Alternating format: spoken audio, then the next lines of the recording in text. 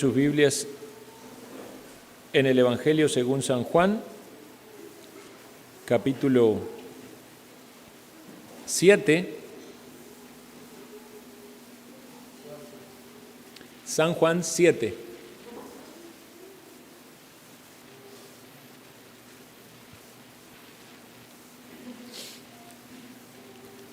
Cambiamos de capítulo, finalizamos capítulo 6 en el último sermón. Quisiera hacer una breve introducción, pero vamos a leer primeramente el texto. Vamos a leer desde el versículo 1 hasta el 24. Dice: después de estas cosas, andaba Jesús en Galilea, pues no quería andar en Judea, porque los judíos procuraban matarle. Estaba cerca la fiesta de los judíos, la de los tabernáculos. Y le dijeron sus hermanos: sal de aquí y vete a Judea, para que también tus discípulos vean las obras que haces. Porque ninguno que procura darse a conocer hace algo en secreto. Si estas cosas haces, manifiéstate al mundo, porque ni aun sus hermanos creían en él. Entonces Jesús les dijo: mi tiempo aún no ha llegado, mas vuestro tiempo siempre está presto. No puede el mundo aborreceros a vosotros, mas a mí me aborrece, porque yo testifico de él que sus obras son malas. Subid vosotros a la fiesta. Yo no subo todavía a esa fiesta, porque mi tiempo aún no se ha cumplido. Y habiéndoles dicho esto, se quedó en Galilea. Pero después que sus hermanos habían subido, entonces él también subió a la fiesta, no abiertamente, sino como en secreto. Y le buscaban los judíos en la fiesta y decían: ¿dónde está aquel? Y había gran murmullo acerca de él entre la multitud, pero unos decían: es bueno, pero otros decían: no, sino que engaña al pueblo. Pero ninguno hablaba abiertamente de él por miedo de los judíos. Mas a la mitad de la fiesta subió Jesús al templo y enseñaba, y se maravillaban los judíos diciendo: ¿cómo sabe este letras sin haber estudiado? Jesús les respondió y dijo: mi doctrina no es mía, sino de aquel que me envió. El que quiera hacer la voluntad de Dios conocerá si la doctrina es de Dios o si yo hablo por mi propia cuenta. El que habla por su propia cuenta, su propia gloria busca. Pero el que busca la gloria del que le envió, ese es verdadero, y no hay en él injusticia. ¿No os dio Moisés la ley y ninguno de vosotros la cumple? ¿Por qué procuráis matarme? Respondió la multitud y dijo: demonio tienes, ¿quién procura matarte? Jesús respondió y le dijo: una obra hice y todos os maravilláis. Por cierto, Moisés os dio la circuncisión, no porque sea de Moisés, sino de los padres, y en el día de reposo circuncidáis al hombre. Si recibe el hombre la circuncisión en el día de reposo para que la ley de Moisés no sea quebrantada, ¿os enojáis conmigo porque en el día de reposo sané completamente a un hombre? No juzguéis según las apariencias, sino juzgad con justo juicio. Hasta aquí nomás, hermanos, en la lectura de la palabra de Dios. Leí un fragmento un poquito más amplio de lo que vamos a abarcar hoy, pero quiero hacer una introducción. ¿Qué fue lo que vimos en el capítulo 6? En el capítulo 6 nosotros vimos que el Señor estaba en Galilea. Si ustedes dan vuelta la página de su Biblia y leen el primer versículo del capítulo 6, dice: después de esto se fue al otro lado del mar en Galilea. Pero ¿qué pasó antes de que el Señor estuviese en Galilea? En el capítulo 5. Y en el capítulo 5 recordarán que vimos que el Señor estaba en Jerusalén en otra fiesta, no sabemos si esta era la misma fiesta de los judíos, pero el Señor había sanado allí a un paralítico en el estanque de Betesda. Y sabemos que esta sanación ocurrió un día de reposo, un día sábado.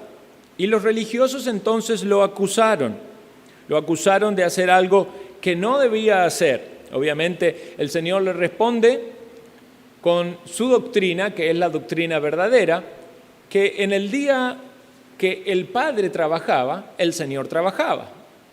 Por eso el Padre estaba haciendo obras y el Señor hacía las obras que hacía el Padre. Entonces el Señor estaba sanando porque el Padre le daba obras para que Él hiciese. En ese capítulo 5 vemos que hablando el Señor con estos religiosos, Él les presenta los testigos que lo defienden a Él en medio de este juicio o acusación, un tribunal, podemos decir, figurativo. El Señor les habla de que el testimonio de Juan el Bautista lo defendía a Él, el testimonio del Padre estaba del lado de Jesucristo, las obras que el Señor hacía estaban del lado del Señor Jesucristo, y aún las propias Escrituras hablaban de lo que el Señor vino a hacer y quién era. En el versículo 39 dice: escudriñad las Escrituras porque a vosotros os parece que en ellas tenéis vida eterna y ellas son las que dan testimonio de mí. Entonces, después de esta confrontación, el Señor se va a Galilea y fue allí que acontecen las cosas del capítulo 6. Alimenta a los 5,000 del otro lado del mar, vuelve hacia Capernaum, en ese milagro, caminando sobre el mar, ministrando a los discípulos con ese evento. Se topa con la gente que le cuestiona al Señor dónde estaba y le hablan acerca de Moisés, y el Señor les habla del pan de vida, y tuvimos varios sermones con ese tópico acerca del pan de vida y de lo que el Señor ofrece, esa satisfacción espiritual o saciedad espiritual que solamente Él puede dar, el pan que descendió del cielo, el pan que da vida eterna. Pero sabemos que a medida que el Señor profundizaba en su discurso y se volvía un tanto más confrontativo y les aclaraba a las personas lo que verdaderamente significa creer en Cristo, no era algo solamente superficial. No era tan solo seguirle para recibir de sus bendiciones. No era ser un seguidor externo, estar ahí donde Él estaba. Era algo de dentro del corazón. Era creer en Cristo como el Mesías, era incorporar a Cristo en la vida de uno. Por eso dice: el que come mi carne y bebe mi sangre, en Él es el que Cristo va a permanecer y esa persona permanecerá en el Señor. Y esto fue bastante fuerte, porque dice que a partir de ese momento ya muchos discípulos de Él volvieron atrás.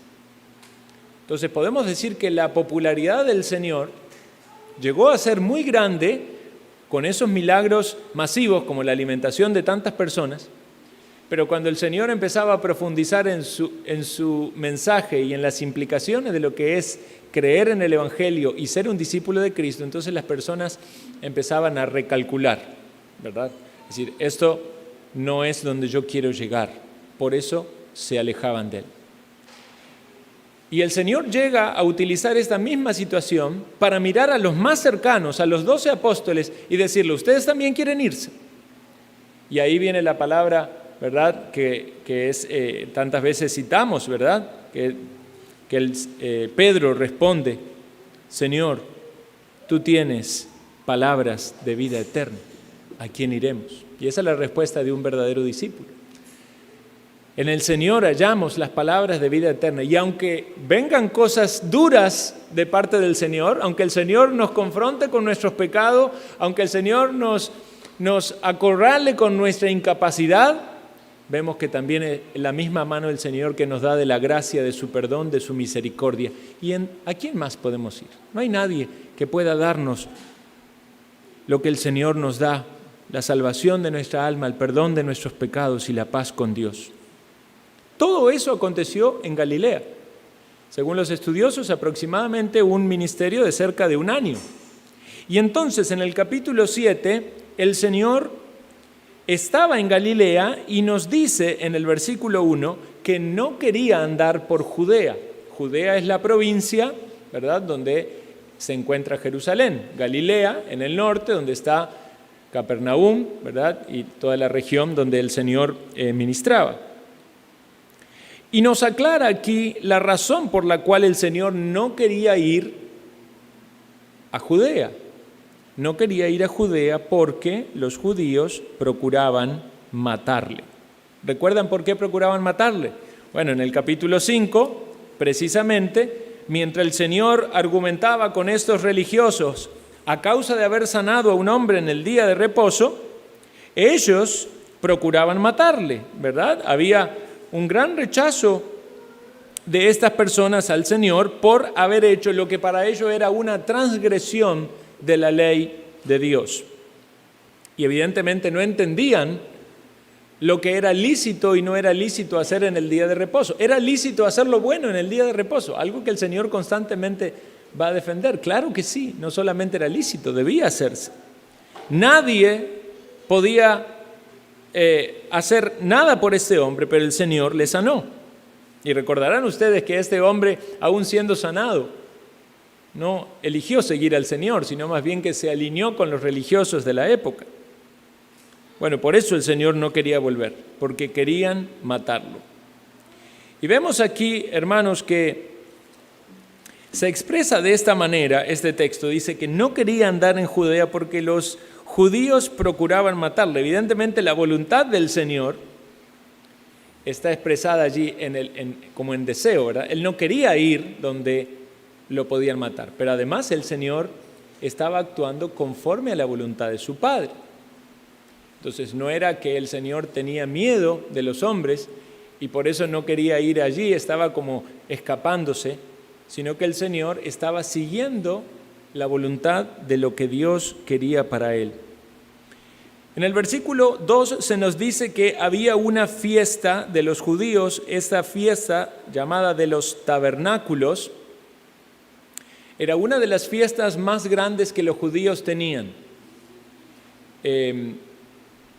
Obviamente se cita, ¿verdad?, la fiesta de la Pascua, pero esta fiesta puntualmente, la fiesta de los tabernáculos, hacía referencia a ese evento en el cual el pueblo de Israel fue sacado de la esclavitud en Egipto y anduvieron por el desierto, ¿verdad?, deambularon por el desierto en una manera muy precaria, ¿verdad? Ellos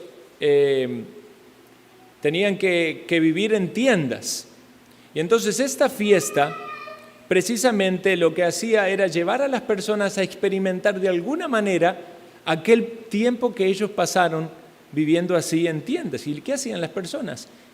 Precisamente montaban tiendas o tabernáculos. Los que tenían casas los hacían en la parte de arriba, superior de las casas. Todos tenían como unas terrazas, así era la forma de construcción habitual en esa época. Entonces colocaban en las terrazas o en los costados de las casas, montaban las tiendas y vivían en las tiendas por 7 días. Los peregrinos de otras regiones de Israel venían a Jerusalén y también montaban sus tiendas, de modo tal que en Jerusalén estaba lleno de personas, porque era parte de la responsabilidad de los religiosos cumplir con asistir a esas fiestas. Y entonces, estando allí, ellos, tenían ciertas cosas que cumplir. Entre ellos, por ejemplo, buscaban el agua, ¿verdad?, y traían el agua a esas tiendas y moraban allí, dormían allí, y también coincidía con el fin de la cosecha. Entonces también era una fiesta de gran gozo por haber finalizado la cosecha. Entonces esta era la fiesta a la cual iban a ir. ¿Quiénes? Bueno, evidentemente la mayoría de los judíos. En el versículo 3 se nos dicen que los hermanos del Señor iban a ir. Vean lo que dice. Los hermanos del Señor le dicen a Jesús: sal de aquí y vete a Judea para que también tus discípulos vean las obras que haces. Porque ninguno que procura darse a conocer hace algo en secreto. Si estas cosas haces, manifiéstate al mundo. Y notemos la aclaración del versículo 5. Porque ni aun sus hermanos creían en él. Entonces vamos a analizar esto. Primero y principal, hermanos del Señor. Este texto y otros textos de la Escritura nos dice que el Señor Jesucristo tuvo hermanos. Y nos referimos aquí a hermanos que compartían evidentemente la línea materna, ¿verdad? Porque sabemos que el Señor Jesús fue concebido por el Espíritu Santo en María, pero eran hermanos de parte de madre, y también era considerado, evidentemente, ante la sociedad como un hijo más de José. Entonces podemos decir que para todas las personas era un hermano en el sentido completo, legalmente de José, pero nosotros sabemos que por la obra sobrenatural del Espíritu en María solamente era medio hermano. ¿Quiénes son estas personas que aquí se mencionan? Bueno, otro texto de la Escritura nos dicen algunos de sus nombres. Mateo 13:55 dice: ¿no es este el hijo del carpintero?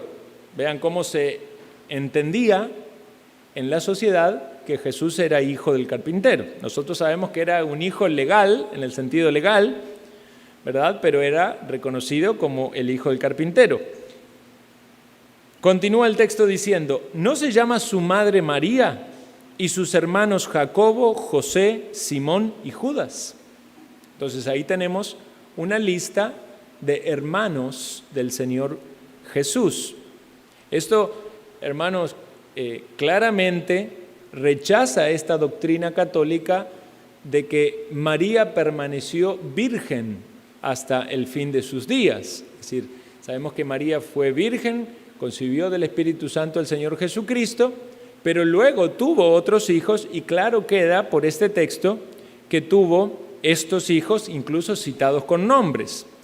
Los católicos romanos tratan de justificar este texto diciendo que la palabra hermanos es mucho más amplia y se refiere a primos, y sacan una segunda opción, que es que eran hijos de otro matrimonio previo de José, pero todas cosas forzadas para negar la realidad de que María tuvo hijos después del nacimiento de Jesús. Y eso es lo que nos dice el texto con mucha claridad, que María no lo conoció a José hasta después del nacimiento de Jesús. Incluso otro texto nos dice también de que tuvo hermanas, es decir, que aquí en Mateo 13:55 solo se citan los varones, pero el Señor también tuvo hermanas. En Marcos 6:3 se menciona eso.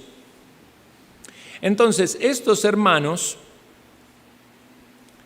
que evidentemente conocían al Señor bastante bien, porque no sabemos la diferencia de edad que podía haber entre ellos, pero compartieron un mismo hogar.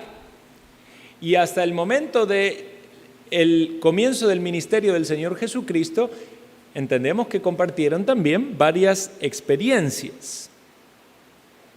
Estos hermanos fueron incrédulos durante el ministerio del Señor Jesucristo.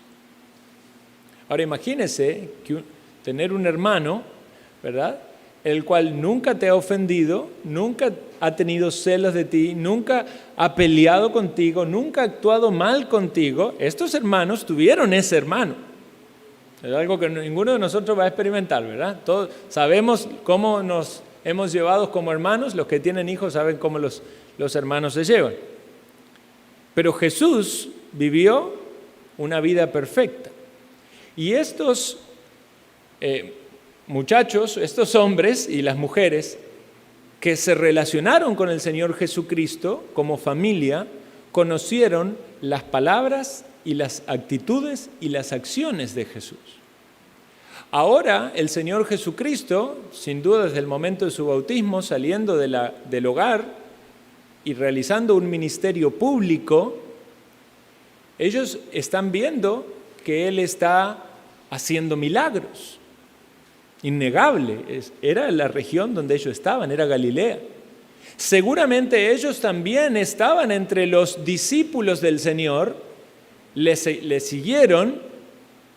Podemos pensar eso. Hay un texto donde dice que lo buscaban, dice tu madre está aquí, tus hermanos que le buscaban, querían interactuar con él. No sabemos con cuánta cercanía, pero posiblemente estaban entre aquellos que no presentaban un rechazo abierto hacia el Señor y su ministerio. De hecho, cuando uno lee este texto y escucha esta recomendación, no parece ser una opinión de alguien que está oponiéndose al Señor Jesucristo, sino en cierto modo buscando un bien aunque tenemos que abrir las comillitas porque es un bien carnal, o sea, es una opinión netamente carnal. Y entendamos, hermanos, que pone claramente en evidencia que ellos eran incrédulos aún. Y el texto lo dice, porque ni aún sus hermanos creían en él.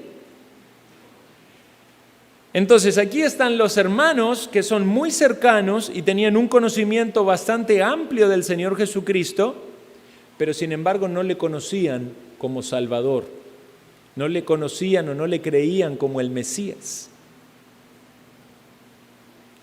Recordemos que el Señor Jesucristo había estado haciendo milagros y una gran multitud le seguía, pero cuando empezó a profundizar en su mensaje, ahora le seguían pocos. Entonces, ¿cuál es el comentario, la reflexión de sus hermanos, la recomendación? Parece como un consejo de mercadeo, ¿verdad? Le dicen los hermanos, sal de aquí y vete a Judea, para que también tus discípulos vean las obras que haces. Es decir, estuviste aquí en Galilea y muchas personas te siguieron, ahora ya, bueno, ya algunos ya no te siguen, pero anda a Judea, que es la capital, allá en Jerusalén, donde está el centro neurálgico de la religión, y aquellos que son tus discípulos allí, vean también los milagros que haces. Bueno, el Señor había estado ya en Jerusalén, ya había hecho milagros, quizás no tanto como en Galilea, y hacía bastante tiempo que el Señor estaba en otro lado. Sin embargo, no sería extraño para ellos saber de que querían matar al Señor y no le están aquí, no están teniendo ningún reparo en esto. Vaya allí, si usted quiere darse a conocer. Es como la campaña, los políticos, ¿verdad?, tienen un jefe de campaña. Ahora que viene la época de elecciones, ponen un jefe de campaña y el jefe de campaña es el que determina a dónde va a ir el candidato a presidente, a qué lugar, con quién va a salir, cuántos, ¿verdad?, eventos va a participar. Hoy en día sería como, ¿cuántos seguidores tienes?, ¿verdad? Como que le dice, Señor, antes te seguían en las redes sociales un montón de personas, pero de que empezaste a publicar eso, ya ahora te siguen muy poquitos. No, tenés que irte allá donde está la gente, donde ahí las cámaras se están enfocando. Si haces un milagro ahí entonces las cosas van a empezar a funcionar bien. Vea qué procedimiento que resulta tan natural para el pensamiento humano o tan natural para los negocios, pero no es como actúa así el Señor. De hecho, podemos decir que muchas iglesias se manejan de ese modo, ¿verdad? La importancia está, o algún predicador, la importancia está en cuántos seguidores tiene, cuántos likes le dan a sus mensajes, cuán famoso se hace, a cuántas conferencias lo invitan. Pero el Señor no se maneja de ese modo. El Señor no anda con la agenda de este mundo, con el agrado de las personas. De hecho, podemos decir que por eso el Señor no cambiaba su mensaje para agradar a los hombres. Él quería agradar y honrar al Padre. Sí, es verdad, hizo obras que benefició a muchos, incluso eran incrédulos. Pero cuando tuvo que decir las palabras con firmeza y con claridad, les dijo, si ustedes quieren irse, se van, incluso a los más cercanos. Y así es como debe una iglesia proceder, con esa firmeza y esa doctrina. Vea cuántas iglesias y cuántos pastores modifican la enseñanza y la doctrina para ser más agradable a los oyentes. Y entonces, si les gusta el show y el espectáculo, hagamos aquí show y espectáculo. Y si menciono mucho algún tema de pecado, doctrina confusa, no, la gente se va a ir, se va a enfriar. No, eso no es una iglesia de Cristo. Eso es una iglesia que se maneja con los estándares del mundo y para agradar a los hombres. Este es un consejo de incrédulos. No se maneja como lo hace el Señor. El Señor no se somete a este tipo de influencia. Vea lo que el Señor les dice: mi tiempo aún no ha llegado. El Señor tiene otros tiempos para actuar. No quiere decir que era incorrecto del todo ir. Él tenía que ir como un judío, tenía que participar de esa fiesta, pero no era la manera ni era lo que el Señor buscaba, el agrado de las personas, ni la popularidad. Inevitablemente eso iba a venir porque la luz que emanaba el Señor con sus obras era inevitable que pudiese ser oculta, pero no con ese afán humano de querer tener adeptos y popularidad. E incluso podemos pensar que el entendimiento que tenían los hermanos del Señor Jesucristo era un líder terrenal, como lo podía ser un político, ¿verdad? Podemos pensar que ellos, al igual que los discípulos que les buscaban por el pan, ellos le estaban buscando con esta idea de un Mesías libertador de la opresión romana.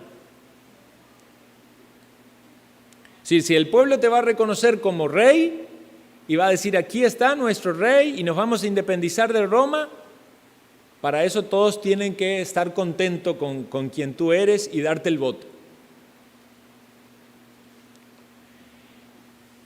Y esa respuesta del Señor parece bastante a la respuesta que le dio. ¿Recuerdan cuando el Señor hizo el milagro de transformar el agua en vino en las bodas de Caná?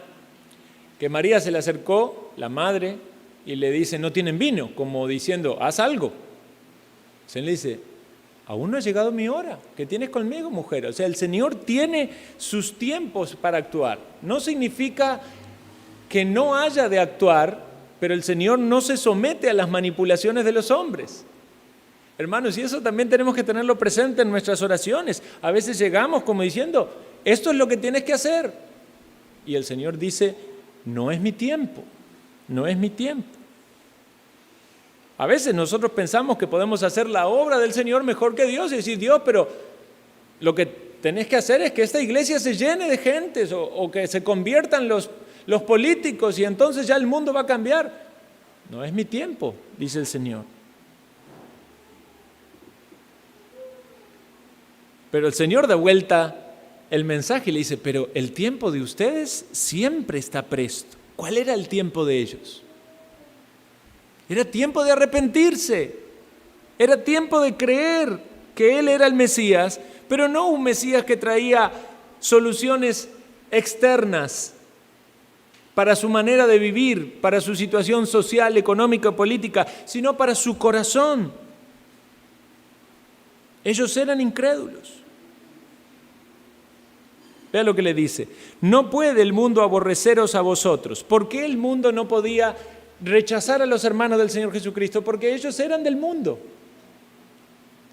Por eso el consejo que dan es un consejo con la sabiduría del mundo. Y hay una diferencia entre la sabiduría del mundo y la sabiduría de Dios. Santiago lo dice, la sabiduría terrenal o la sabiduría que viene de lo alto. El mundo, en su sabiduría, da un montón de consejos. Pero muchas veces ese consejo es opuesto a la palabra de Dios, porque es una sabiduría confiando en el hombre. El mundo no rechaza a aquellos que son del mundo, aunque se digan que son discípulos de Cristo. Vea, si usted dice que es discípulo de Cristo, pero es un incrédulo, no va a tener ningún problema en este mundo. Pero si usted es un discípulo de Cristo, no solo de palabra, sino verdadero, entonces en el mundo va a sufrir y va a tener aflicción.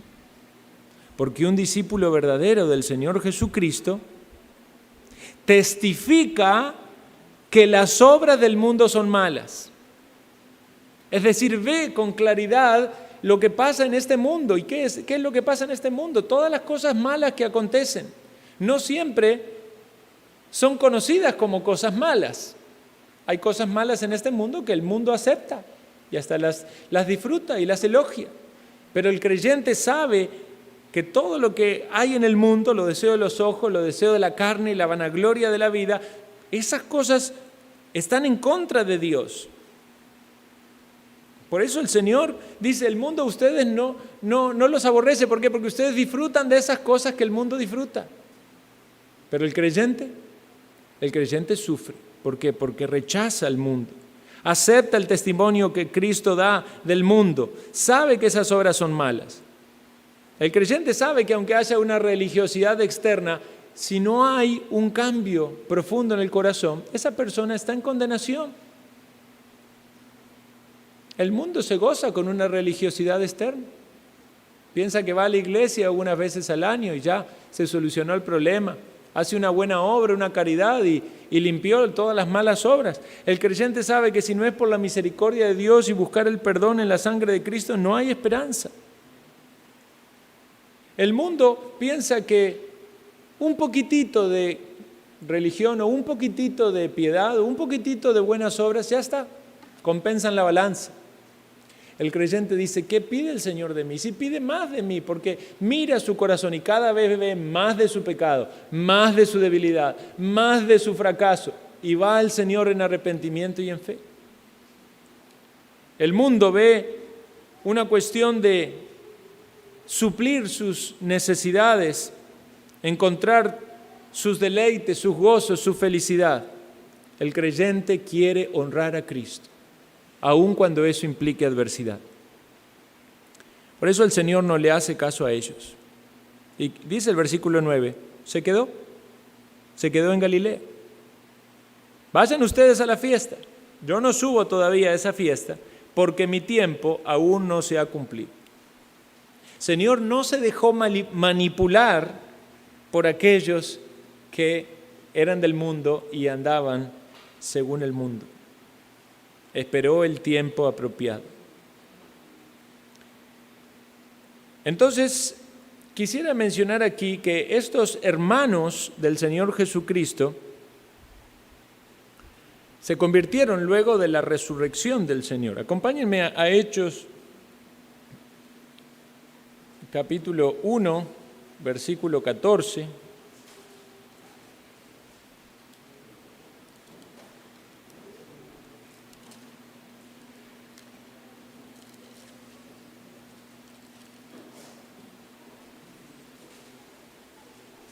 Dice, todos perseveraban unánimes en oración y ruego con las mujeres y con María, la madre de Jesús, y con sus hermanos. Fue hasta la resurrección del Señor que ellos se convirtieron. Uno de sus hermanos, mencionado allí como Jacobo, según se entiende, fue el escritor de la epístola de Santiago. Es decir, Jacobo y Santiago es el mismo nombre. También fue un líder importante en la iglesia primitiva. El apóstol Pablo lo cita en Gálatas 1, 18 y 19 cuando dice, pasado 3 años subí a Jerusalén para ver a Pedro y permanecí con él 15 días, pero no vi a ningún otro de los apóstoles sino a Jacobo, el hermano del Señor. También otro hermano del Señor, citado allí, Judas, se le atribuye también la epístola, nada más que Judas al escribir se identifica como hermano de Santiago y siervo del Señor Jesucristo. Entonces, hermanos, vemos que estos hermanos del Señor Jesucristo fueron incrédulos en el ministerio terrenal del Señor Jesucristo, pero el Señor tuvo su tiempo para obrar en ellos y vinieron a la salvación y Dios luego le usó grandemente.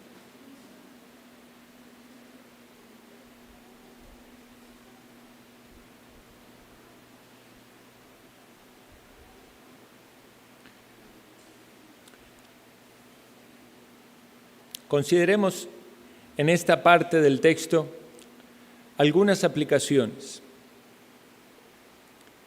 En primer lugar, aunque el Señor conocía todas las cosas y Él era Dios, eso no nos debe hacer pensar que en la experiencia terrenal y en la humanidad del Señor Jesucristo, el haber sentido el rechazo de las personas no fue algo doloroso para Él. Recordemos que el Señor hizo milagros muy grandes y llegó a muchas personas, pero cuando empieza a hablar la doctrina correcta y la voluntad del Padre, muchos se le fueron.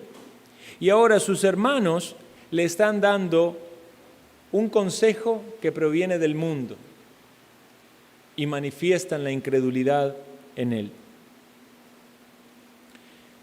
De modo tal, hermanos, que también podemos pensar que cuando experimentamos el rechazo por causa de la fe, tanto del mundo como de los allegados nuestros, el Señor Jesucristo ya vivió esa experiencia. Y si Él experimentó esa soledad, podemos decirlo, Él también puede fortalecernos a nosotros para atravesar ese momento. Por otro lado, ver la convicción del Señor de actuar según la voluntad del Padre y la guía del Espíritu Santo. Él no se dejó manipular por el mundo. El creyente puede ser tentado a dejarse manipular por el mundo y caer en esas estrategias mundanas. De repente podemos hablar de esto en la obra de Dios, como lo acabo de citar. Una iglesia, al verse con poca gente, puede caer en un pragmatismo para decir, vamos a hacer algo para atraer la gente. Y empezar a hablar historias bonitas y agradables y dejar de lado la doctrina bíblica y la enseñanza. Pero esto también puede pasar en la vida de alguna persona. Alguien que está luchando en medio de una prueba puede aflojar de sus principios y de su piedad para salir de esa prueba. Alguien que de repente no tiene trabajo, entonces puede decir, bueno, voy a trabajar los domingos y voy a dejar de ir a la iglesia para salir de esto, escuchando voces del mundo. Alguien que de repente está experimentando la soltería y escucha la recomendación de voces del mundo, le dice, vos tenés que casarte porque lo que Dios quiere es que te cases. Y bueno, ahí hay un muchacho bueno, una muchacha buena, no es creyente, pero mirá, él dice que sí, o ella dice que sí, casate. Tengamos cuidado de no escuchar las voces del mundo y no guiarnos por las voces del mundo, porque el Señor también experimentó esto, pero permaneció firme en aceptar y en cumplir el tiempo de Dios y la voluntad de Dios. Pero hay otras aplicaciones interesantes de este pasaje. Esas personas, los hermanos del Señor Jesucristo, vivieron una cercanía muy grande con el Señor. Eran parientes, le conocieron en sus obras y aún así no eran salvos. Escucharon sus palabras, vieron sus milagros y aún así no procedían al arrepentimiento. Quizás podemos decir que hasta tenían sentimientos positivos para el Señor, pero no entendían quién Él era. ¿No es esto algo que pueda estar pasando hoy, alguno de los que están aquí? Quizás usted siente tanta cercanía al Señor que hasta se identifica como discípulo de Cristo. Cuando alguien le pregunta si conoce al Señor, usted puede decir hasta desde pequeñito, sí, yo lo conozco, parece que fuimos hermanos. Pero sin embargo, usted está entendiendo al Señor de un modo carnal. No lo conoce realmente como el Mesías, como el Salvador. ¿Se ha preguntado realmente si es salvo usted? ¿Ama al Señor más que con un amor filial o un amor de mención? Que no, muchas personas siguen a otra y eso no significa que realmente estén totalmente entregados. Cada vez el ser discípulo del Señor o el seguir es cada vez es más superficial. Y eso de las redes sociales ha servido para explicar eso, ¿verdad? Como el término amistad. Usted se encuentra con alguien, ¿verdad? Se pone, ¿y cómo te llamas? ¿Y cómo? Si no me conoces y yo soy tu amigo en Facebook. Soy tu amigo en Facebook. Te agregué. Y mira, la verdad que no tengo tantos, son como 10.000, no sé ni. Hay personas que tienen una relación con Cristo así, lo agregaron, lo siguen, pero no saben quién es. No conocen al Señor, quizás más que de nombre. ¿Es el Señor Jesús, dice esto un teólogo, en reflexión, es el Señor Jesús en quien creemos, el verdadero Jesús mostrado en la Biblia? Porque puede ser que hayamos hecho una idea de Jesús, de lo que Él es, ese Jesús político, ese Jesús que soluciona mis problemas, ese Jesús manipulable. ¿Es el Jesús en el que creemos el Jesús verdadero? No sea cosa que estemos engañados, que estemos pensando que creemos en Él, que somos sus discípulos, que si morimos vamos al cielo, pero en realidad no le hemos conocido. En la parte siguiente del texto, el Señor ya está en la fiesta, pero nótese que en contraposición a lo que sus hermanos le decían, el Señor dice que fue a la fiesta no abiertamente, sino como en secreto. Es decir, no fue con bombos y panderos diciendo, aquí estoy, vean, aquí estoy, voy a hacer un milagro. El Señor fue secretamente, de perfil bajo, diríamos. Evidentemente el Señor sabía de las intenciones de los religiosos, sabían que querían matarlo y eso fue lo que retrasó un poco su llegada, pero el Señor llegó y se puso a hacer lo que tenía que hacer, su ministerio profético, que era enseñar. Y nos dice allí que al principio la gente lo buscaba. Evidentemente estaban aquellos que querían verle porque llamaba atención lo que él hablaba, lo que él decía y lo que hacía, los milagros. Pero vean lo que acontecía, versículo 12, había un murmullo acerca de él en la multitud. Esto no se podía hablar en voz alta. ¿Por qué? Porque había una voz oficial que bajaba de los líderes judíos que de algún modo tenían al pueblo en una manipulación religiosa. Esto era un abuso de autoridad espiritual. Es decir, ellos tenían una secta, esto era lo que pasaba con la religión judía, era una secta donde si las personas se salían un poquito de los dogmas o las prácticas que ellos tenían, entonces quedaban expuestos. Dice, lo expulsaban de la sinagoga. Y lo vamos a ver más adelante cuando pasa esto con un ciego. Entonces la gente hablaba, pero no lo podían decir muy fuerte, ¿verdad? ¿Y qué hablaba la gente? Y había opiniones confrontadas. Por un lado, algunos decían, es bueno. Y ahí miraban las obras, decían, mirá, sanó a un paralítico y allá en Galilea estuvo alimentando a la multitud y sana. Y otros decían, no, sino que engaña al pueblo. Entonces el pensamiento de esa gente era que hacía buenas obras con el propósito de engañarlo.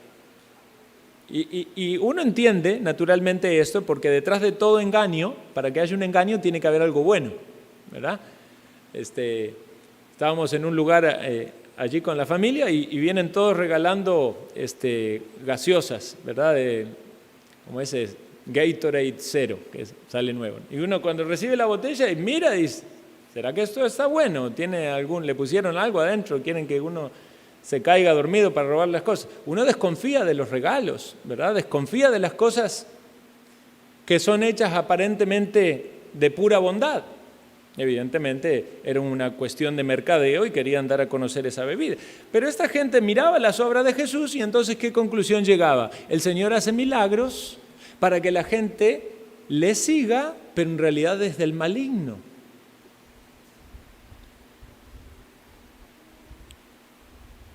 Bueno, esta parece ser la postura que luego triunfó entre todas las personas porque finalmente va tomando cada vez más popularidad el rechazo hacia el Señor Jesucristo y evidentemente aquello que los religiosos iban sembrando en el corazón de las personas. Los religiosos querían ya matarle desde la vez pasada y ahora el pueblo también está viéndolo a Jesús como un engañador. Yo me pregunto cuánta influencia de los religiosos hubo en esas personas para que piensen que Jesús era un engañador. ¿Y cuántas iglesias en este mundo, cayendo en las mismas prácticas que la secta de los judíos, tienen pastores que hablan y difaman mal a otros por sus enseñanzas para que piensen que son engañadores y mantienen a ese rebaño cautivo en una sola voz y en un solo entendimiento? Muchos ni siquiera se dan cuenta de la manipulación espiritual. Muchos ni siquiera se dan cuenta que lo que allí tienen no es el mensaje de la gracia de Dios, sino más bien legalismo y un montón de mandamientos de hombres.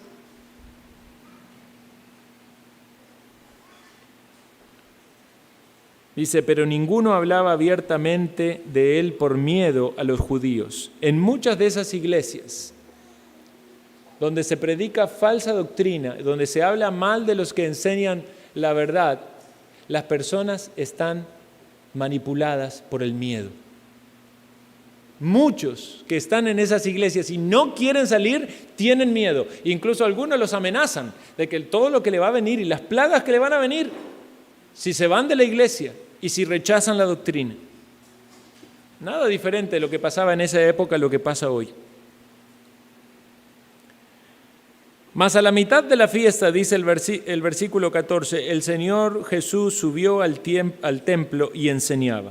Enfrentando ahora sí la situación, dándose a conocer, inevitablemente enseñar implicaba un ministerio público. Pero vea lo que dice, y se maravillaban los judíos diciendo, ¿cómo sabe este letras sin haber estudiado? Y esa sorpresa, esta expresión, en un sentido parece de gran asombro, porque evidentemente están reconociendo que el Señor hablaba con sabiduría. Hermanos, nadie había explicado mejor las Escrituras que el mismo Señor Jesucristo. ¿Cómo no sorprenderse y no maravillarse cuando le escuchaban de la propia boca de Él interpretar las Escrituras, interpretar la ley, hablar con tanta gracia, con tanta convicción, con tanta firmeza, llamar a los pecadores al arrepentimiento? Pero el corazón endurecido e incrédulo, aun cuando recibía ese poderoso mensaje de Dios, como tenía rechazo de Él como el Mesías, rechazaba también la verdad. Y eso es lo que leíamos hoy entre los que son condenados. No obedecieron a la verdad para ser salvos. Rechazaron la verdad. ¿Cómo sabe sin haber ido a las escuelas rabínicas? El Señor no fue a las escuelas rabínicas. El Señor no venía ni de los fariseos ni de los escribas. El Señor fue el hijo de un carpintero y seguramente trabajó en la carpintería de su padre. Pero cuando llegó el momento del ministerio público, empezó a hablar todas las palabras de Dios. Y en esas palabras que daba vida, tocaba los corazones de aquellos que estaban muertos en delitos y pecados y les daba vida espiritual. Y aquellos que hemos oído la palabra del Señor que transformó nuestro corazón, nos gozamos y nos maravillamos al saber que es palabra verdadera. Algunos que escucharon al Señor en la sinagoga, en otro pasaje lo dice, se maravillaban porque les hablaba con autoridad y no como los escribas. Cuando usted escucha la voz de Dios, quizá la escucha por medio de un siervo, pero ¿sabe qué? Una cosa, usted es consciente que es la voz de Dios. No es el siervo puede hablar bonito, puede hablar bien, puede hablar más o menos, pero cuando usted escucha la voz de Dios por su siervo, usted no está centrado en el siervo, está centrado en la voz de Dios. Pero allí estaba Cristo Jesús, el Dios encarnado, y su palabra llegando al corazón de ellos. Y muchos en corazones endurecidos le rechazaban. ¿Cuál era el cuestionamiento? Pero si no viene de las escuelas rabínicas, ¿cómo es que sabe? No para maravillarse y asombrarse y creer en Él, sino más bien para rechazarle. Y llegamos entonces al final de este sermón con estas dos contrastes de personas que recibían el conocimiento del Señor. Unos que los recibieron bien de cerca, sus hermanos o medios hermanos. Lo vieron a Él, lo escucharon, sabían que era sin pecado y aún así no creían. Y otros que lo miraban desde lejos y por simplemente no pertenecer a su grupo y a su religión, le rechazaban. ¿Sabe cuál es el problema, queridos hermanos y amigos? El problema de la incredulidad. El conocimiento no va a solucionar un corazón incrédulo. Es verdad, tenemos que enseñar, el Señor enseñaba. Es verdad, tiene que haber una demostración y una comprobación de que no son solo palabras, de que hay un cambio en la vida. Los hermanos del Señor lo sabían. Pero ni aún así eso es suficiente. Lo que las personas necesitan es la gracia de Dios. Por eso dice la Escritura, y lo dice el Señor: mi doctrina no es mía, sino de aquel que me envió. El que quiera hacer la voluntad del Señor conocerá si la doctrina es de Dios o si yo hablo por mi propia cuenta. En otras palabras ustedes no quieren conocer la verdad. ¿Y saben por qué no quieren? Porque no pueden. En realidad necesitan la gracia de Dios. Por eso todo lo que el Padre me da vendrá a mí, y el que a mí viene no le echo fuera. Por eso es necesaria una obra de gracia para que vengan a mí, no solo con el conocimiento de la salvación, conocimiento del Dios verdadero, sino con un corazón arrepentido y contrito y humillado que quiere al Salvador, no para satisfacer su intelecto, sino para que su vida sea cambiada y transformada. ¿Cómo conoce usted al Señor? ¿Le conoce con tanta familiaridad que hasta se siente cercano a Él, pero sin conversión? ¿O le conoce intelectualmente, reconociendo la sabiduría de Él, pero sin arrepentimiento? Ninguna de esas cosas sirve. Clame por la gracia del Señor para que su conocimiento de Cristo no solo sea en su mente o en sus emociones, sino sea también fruto de la obra de gracia de Él, y pueda entonces llegar a Cristo en arrepentimiento y en fe. El mensaje del Evangelio es que el Salvador vino, murió en la cruz, cargó nuestros pecados, para que todo aquel que en Él cree no se pierda, mas tenga vida eterna. Oremos.